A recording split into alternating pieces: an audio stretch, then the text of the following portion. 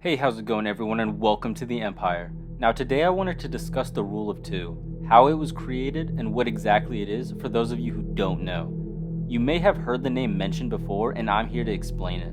Now to understand the Rule of Two, we need to go back thousands of years before the Phantom Menace, back to a time where there's an army of Sith that opposed the Jedi Order.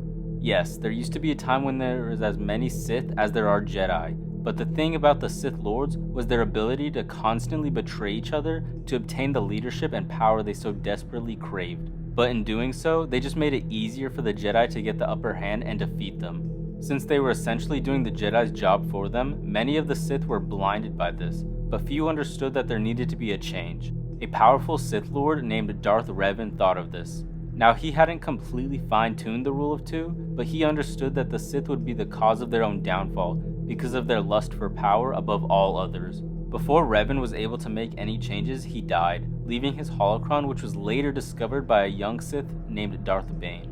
Darth Bane used the knowledge from Revan's holocron along with his own personal experience of being a Sith to create the Rule of Two. This rule would ensure the survival of the Sith lineage. When there were multiple Sith Lords, the weak would join forces to destroy the strong. This would in effect make it so the next generation of Sith would also be weak and continue to have a negative effect on the Sith as a whole.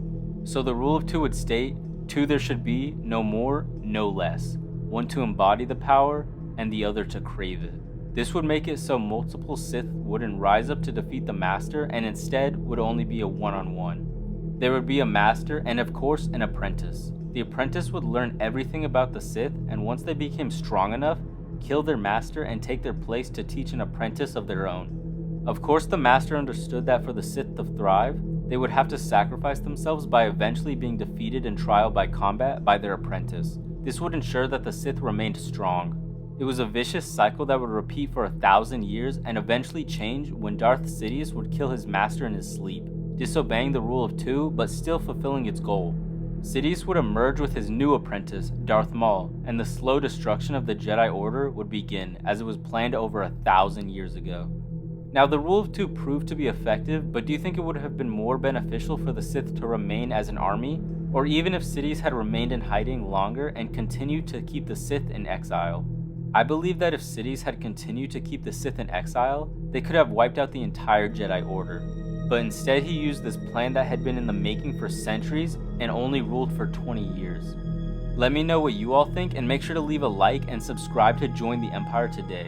Stay tuned because my next video will be going into Darth Bane's origin and how he became the greatest Sith Lord of his time. Now thank you all for taking the time out of your day to watch. I hope I was able to provide some entertainment and more knowledge about the Rule of Two.